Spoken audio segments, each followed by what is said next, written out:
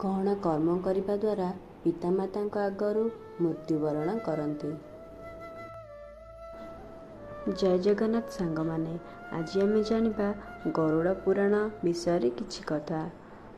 ଗରୁଡ଼ ପୁରାଣ ହିନ୍ଦୁ ଧର୍ମର ଏକ ପବିତ୍ର ଗ୍ରନ୍ଥ, ଯାହା ମୃତ୍ୟୁ, ପରଲୋକ ଓ ଆତ୍ମଯାତ୍ରା ସହିତ ଜଡ଼ିତ ଅନେକ ଗୁପ୍ତ ଜ୍ଞାନ ଦେଇଥାଏ। ଏହି ପୁରାଣରେ କିଛି ଅନ୍ୟଥା ଶ୍ରାବ୍ୟ ଓ ଚିନ୍ତନୀୟ ଟିପ୍ପଣୀ ମଧ୍ୟ ମିଳିଥାଏ, ଯାହା ଆମ ସାମାଜିକ ଓ ବ୍ୟବହାରିକ ଜୀବନ ସହିତ ଜଡ଼ିଥାଏ। ଗରୁଡ଼ ପୁରାଣ ଅନୁସାରେ ଯେଉଁ ପୁତ୍ର ବା ପୁତ୍ରୀଙ୍କ ମୃତ୍ୟୁ ପିତା ସମ୍ମୁଖରେ ହୁଏ,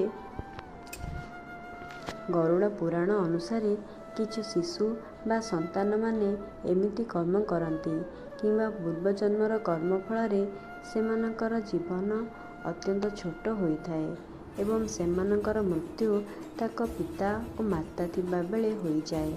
ଏହାକୁ ଅପଶକୁନ ବୋଲି ମନାଯାଏ, କିନ୍ତୁ ଗରୁଡ଼ ପୁରାଣ ଏହାର ଆଧ୍ୟାତ୍ମିକ ତାତ୍ପର୍ଯ୍ୟ ମଧ୍ୟ ବୁଝାଇଛି।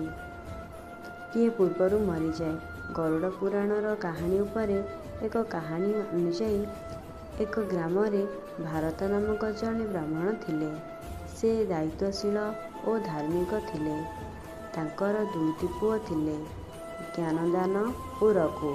ଜ୍ଞାନଦାନ ଜଣେ ଦୟାଳୁ, ଶିଷ୍ଟ ଓ ଭକ୍ତିଶୀଳ ଥିଲେ, ଯେଉଁଥିରେ ରଘୁ ଦୁଷ୍ଟ, ଅଶିଷ୍ଟ ଓ ଅଭିମାନୀ ଥିଲେ। ଭରତ ତାଙ୍କ ପୁଅମାନ ଭିତରେ ଭଲ ଓ ଖରାପ ଆଚରଣ ବୁଝିପାରୁଥିଲେ, କିନ୍ତୁ ସେ ତଥାପି ଦୁଇ ଜଣଙ୍କୁ ସମାନ ପ୍ରେମ କରୁଥିଲେ।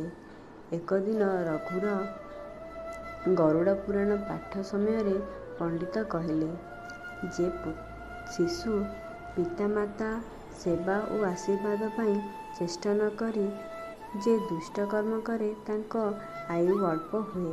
ତେଣୁ ସେ ତାଙ୍କ ପିତା ଆଘାତରୁ ମୃତ୍ୟୁବରଣ କରେ। ରଘୁ ଏହି କଥାକୁ ଅବହେଳା କଲେ। ତାଙ୍କ ମନରେ ଅଭିମାନ ଓ ଦେଖାଥିଲା, କିନ୍ତୁ ଅନ୍ୟତଃ ତାଙ୍କ ଅନେକ ଖରାପ କାମ ଫଳରେ ସେ ଅପରାଧମାନ୍ୟ ହେଲେ ଓ ଏକ ଅକାଳ ଦୁର୍ଘଟଣାରେ ତାଙ୍କର ମୃତ୍ୟୁ ହେଲା। ତାଙ୍କ ବୃଦ୍ଧ ପିତା ଅଂଶୁଳ ଥିବାବେଳେ ଏହା ଶିଖାଏ ଯେ ପିତାମାତାଙ୍କ ସେବା ଓ ଆଶୀର୍ବାଦ ଉପରେ ଆୟୁ ଓ ଭାଗ୍ୟ ନିର୍ଭର କରେ। ଦୁଷ୍ଟକର୍ମିତ ପୁତ୍ର ବା ପୁତ୍ରୀ ମୃତ୍ୟୁକୁ ଆଗ୍ରମଣୀ କରନ୍ତି। ସଂସ୍କାର ଓ ଆଦର୍ଶ ଅନୁସାରେ ଚାଲିବା ଦ୍ୱାରା ଆୟୁ ଓ ଶ୍ରେୟ ପାଇଥାଏ।